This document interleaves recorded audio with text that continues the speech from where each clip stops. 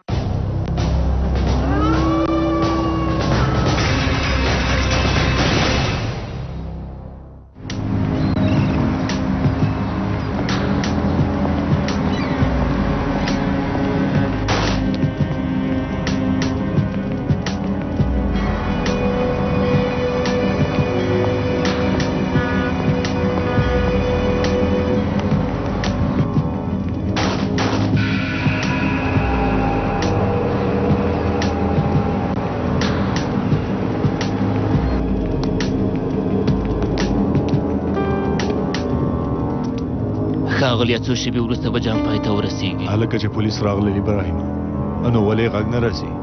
نه ښاغلیه مورو لوی اسکندر ته ځان تسلیم کړه. لوی اسکندر به خامخا مورو ووژني. ولې به یې وژني ښاغلی فکرته؟ لوی اسکندر مورو ته ډېره اړتیا لري. اخانو شرط وهې ابراهیم. هو ښاغلی فکرته. ما هیڅ کلام ته دومره ډاډه نه وی لیدلی ابراهیم.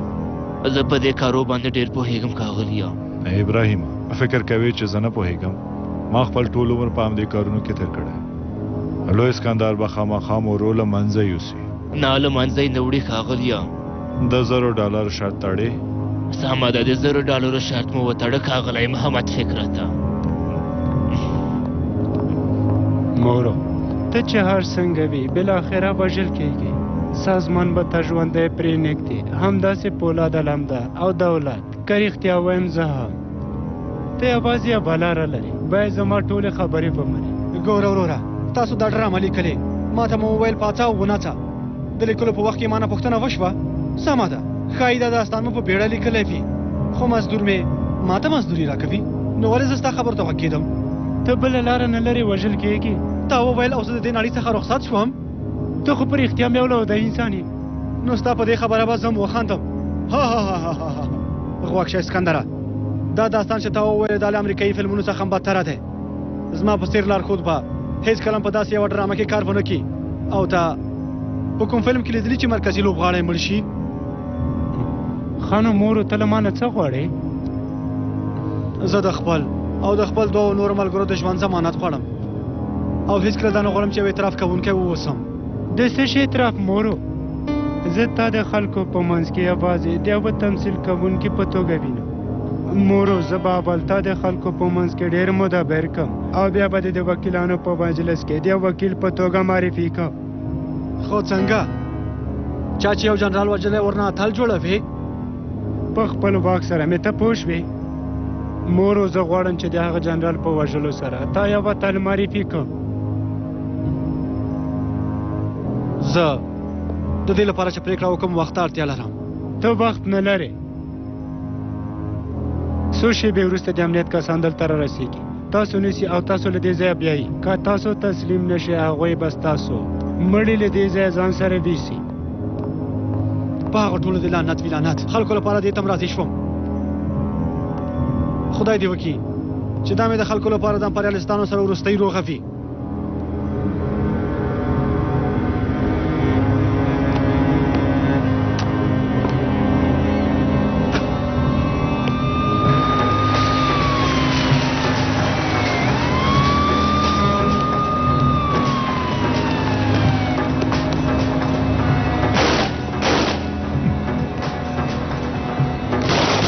باید له دې ځایه لاړ شو. ښه پوه شوم.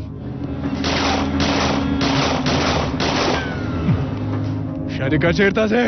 چیرته لاړ شم ماماتي اسنه مورو ونه شو وژلی بیا زندان ته لاړ شم. زه دننه ورځم. خو زه باید هغه لعنتي پیدا کړم. که دې پیدا کړه زما سلام ورته وایه.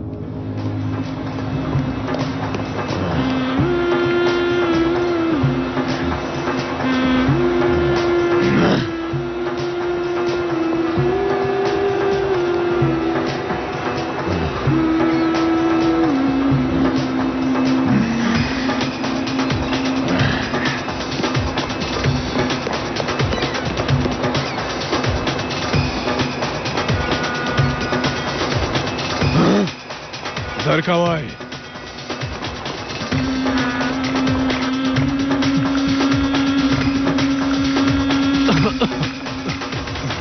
ماماتي ته زنګ ووهه چې څه یې وکړه. رئیس اتل نه ورکوي. راځئ ښه.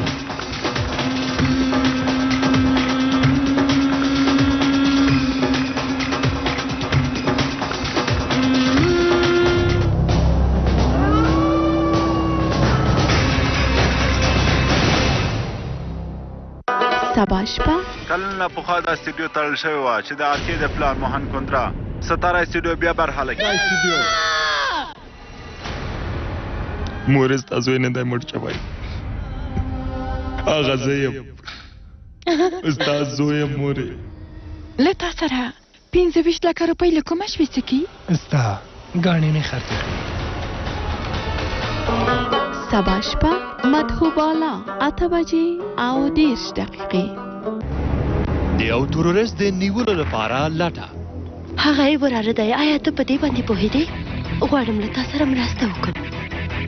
خلک باید په رښتیا باندې پوه شي. د یوې اوږدې جګړې د پای ته رسولو لپاره یوازینۍ نښه دا مونږ اصلي موضوع ته رسوي او مونږ یې باید شا پرې نه ځو.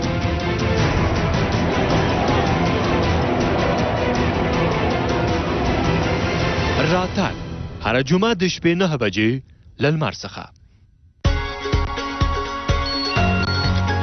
اراکوزیا رادیو له اسلامي ټولنیزو او تفریح خپرونو سره هره ګړۍ کره او پر وخت خبر. اراکوزیا پل په پل تر تاسو.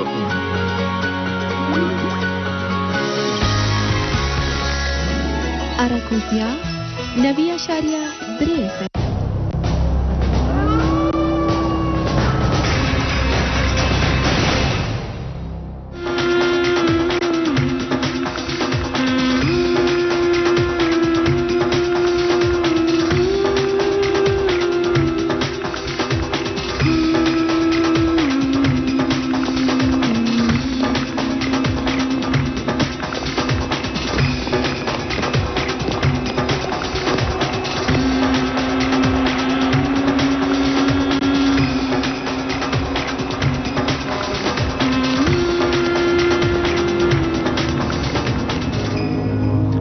زه د پولیسو تذکره نه غواړم.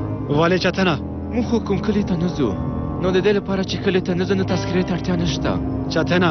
اوس هم سم په خبره نه یې پوهېدلی، ځکه چې له دې حالت نه وځو له اسکندر سره مو تاکتیک ته بدلون ورکړه پوه شوې، او پایله یې دا ده چې موږ تر اوسه ژوندي یو. تا خو اصلي تذکره اخیستی او ما ته یو عادي جعلي تذکره هم نه جوړوي، همداسې نه ده؟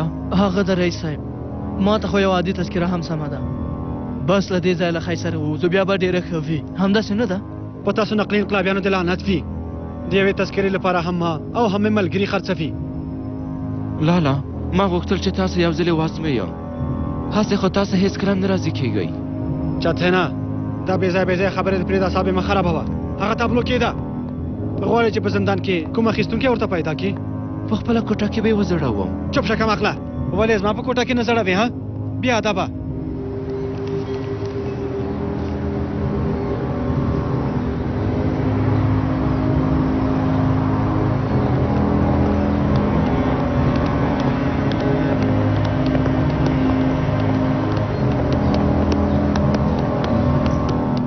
زکی ته احمد سرکان ته زنګ واهه، ورته وایي چې راشي او دوی بیسي. هغه له موضوع نه خبر دی. په سترګو ښاغلیه،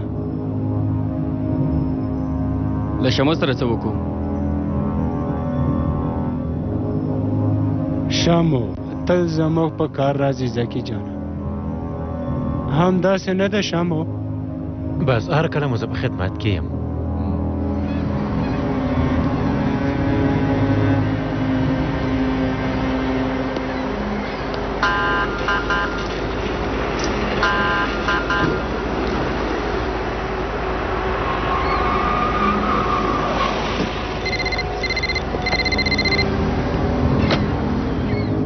احمد سرکانه تاسو چیرته یئ؟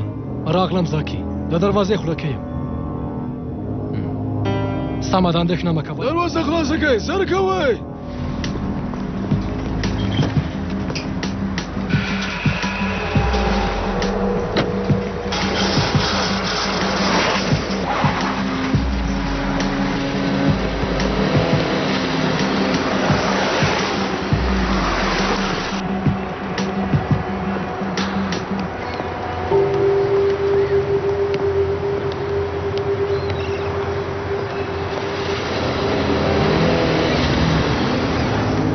حالانو هلکانو خپل ځان سپارو.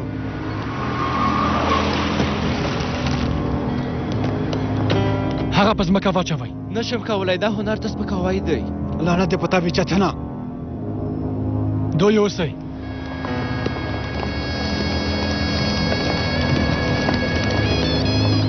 په کراره په کراره یې کمعقله، دومره بیړه مه کوه، څه خبره ده؟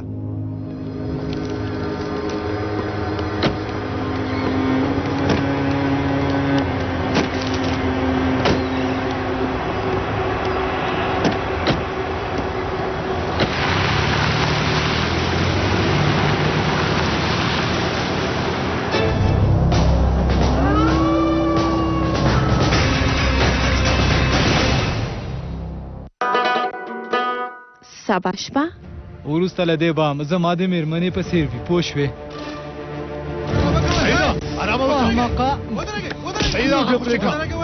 بل ځل زما مخې ته رانه شي هیڅ کلام تابوت خلاص کړه چې وی ګورو توبه قومندان صاحب تابوت باید خلاص نشي ګناه لري ومې ویل خلاص یې که سعید او شورا سبا شپه 9 بجې لالمر څخه یوه نجلۍ خپلو خوبونو ته د رسیدو په هیله بابو پلار و مور یې غوښتل چې هغه د پولیسو افسر شي ځکه چې هغې درس ویلی او له دودونو او رواجونو څخه یې تېرېدل زموږ په کورنۍ کې ښځه د پولیس افسره نه کېږي بس دی توره جانه زه نوره هیله نه لرم آیا سندیا به خپلې هیلې په رښتیا بدلې کړي د مینې ډیوه له شنبې تر پنجشنبې د شپې 7 بجې او 10 دقیقې لالمر څخه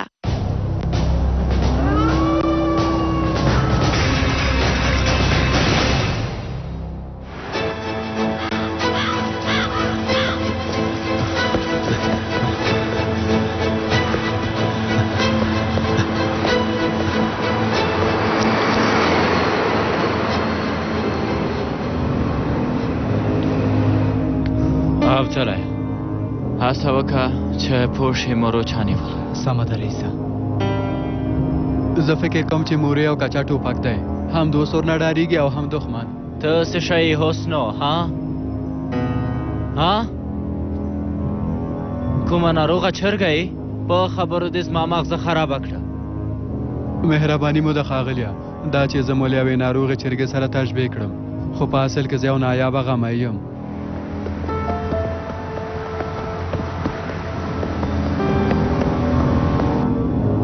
ښاغلی فکرات ته بالاخره مورو پولیسو بوته تاسو باید ماته $1000 راکړئ ابراهیمه ته څنګه پوهېدې چې هغه به دې وژني ښاغلیه خو موږ ټول یوه ورځ نه یوه ورځ مرو دا له ما سره دا شرط تړلی و چې اسکندر به هرومرو مورو وژني ما یوازې ویلي و چې هغه په بندر کې وژني ابراهیمه نه و دې ویلي ښاغلیه نه و دې ویلي نو بیا ولې دومره خبرې کوې زه پوه شوم ښاغلیه زه پوه شوم تاسو بیا هم غواړئ چې د تل په څېر راسره غالۍ وکئ د بندر مالکان څوک دي زموږ دا ملګری ښاغلی محمدي باید له موږ سره تر امنیته پورې لاړ شئ زه یې په ګټه کې شریک یم اصلي مالک خو یې دا سړی دی عامر صاحب مخکې له جګړې نه مو دا بندر خرڅ کړی و نو باید دا ښاغلی فطرت امنیت ته بوځه مهرباني وکړئ ښاغلی محمد فکرته بیا ونه وایه چې نه دي ویلي ابراهیم په لومړۍ ورځ یې موږ امنیت ته بوتلو وروسته به دې بندر کې څه وګورو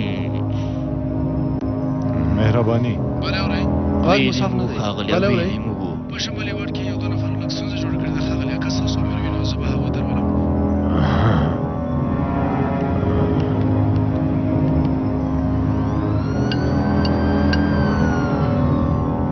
دومره پولیسان ولې ګرځي ګرانې ښایي چې په دې نږدېیو کې کومه پېښه شوې وي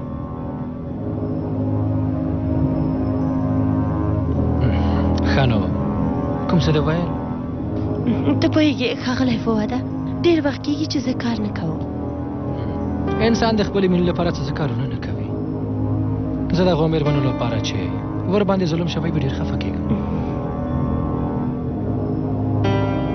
دا کار هم هغه در کړې ده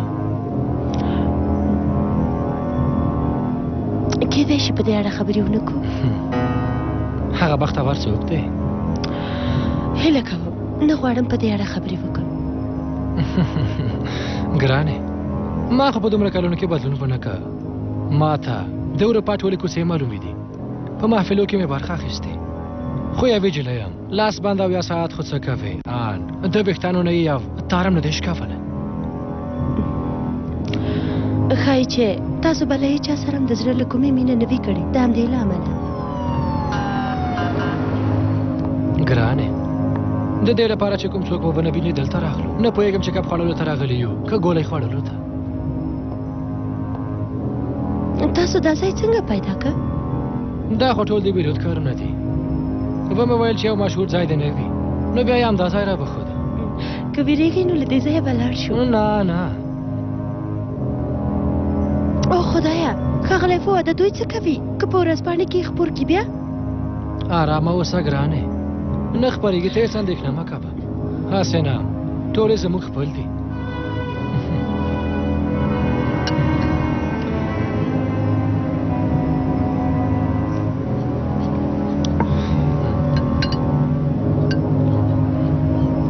که څه هم چندانې ځای نه دی خو کبانې خوندور دي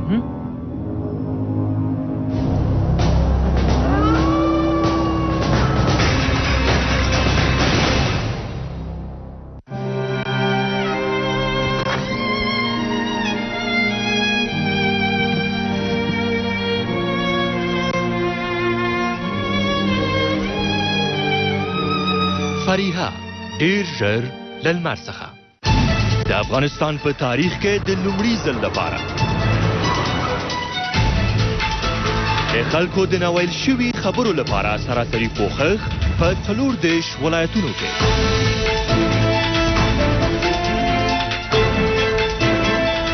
د خلکو غږ د خپرېدو پایل سه شنبه د وږي 11 د شپې 11 بجې له لمر څخه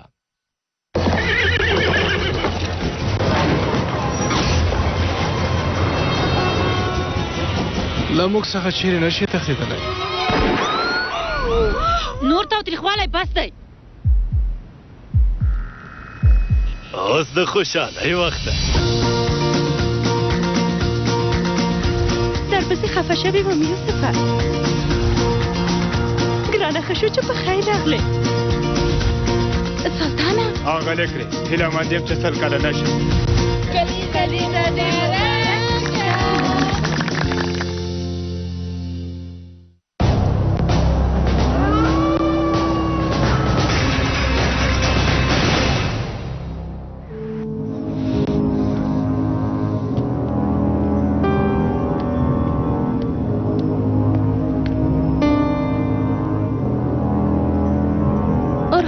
ته ولې دې نه ننځې همدا ځای ښه دی باید خپل ځان له دې لانجو نه لرې وساتو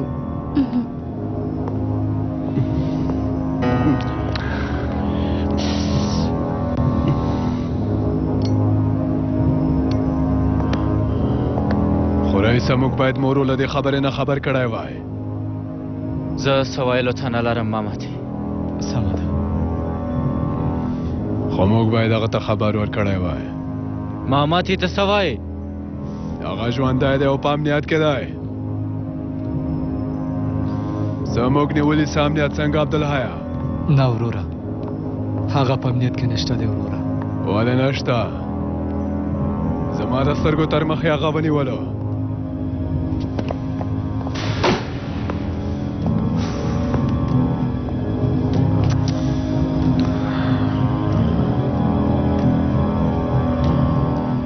هرومرو د اسکندر کسانو نیولی اسکندر نه وحشي ځناور ووایه چې هر چېرته ورشو د هغه کسان وي عبدالحیا ته الپر ته ووایه چې ټول ځایونه ولټوي ووایه چې د مرو پته پیدا کړي هغوی غواړي چې د مرو په واسطه د اسکندر دوسیه خلاصه کړي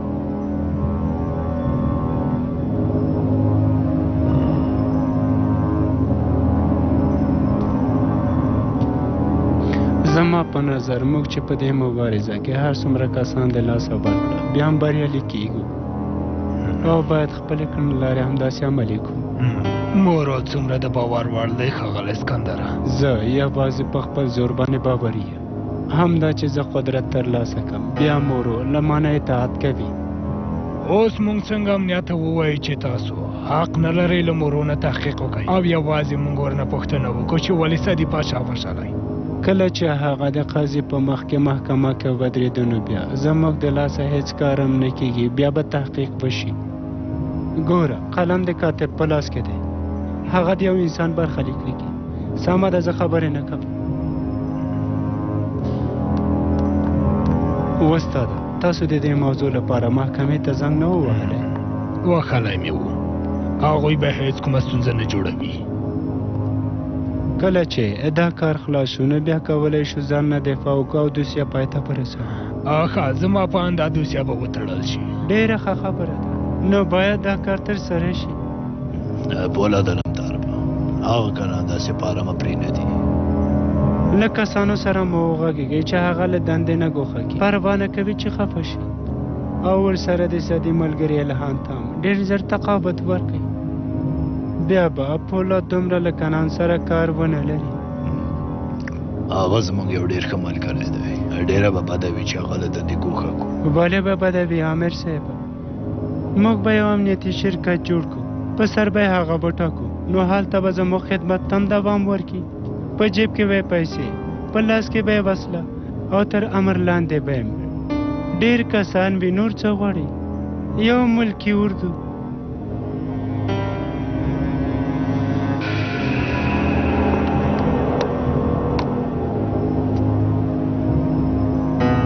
زنه چتن باید د ګوتې نښه کښېږدي. څه توپیر کوي مورو، څه ته او څه هغه؟ زه لارښود یم، زه مې په خپل لاس کار نه کوم. مورو په دې خبرو د زما مغزه مه خرابه وه. وروره دا خو کوم ستونزمن کار نه دی، د 2 دقیقو کار دی، خلاصېږي بس. ورچاګه راوله.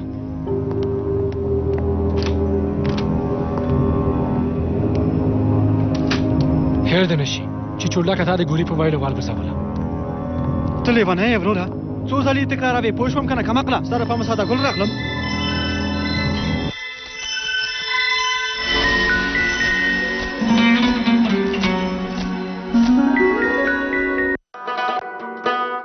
سبا شپه باید مرو راته تسلیم کی.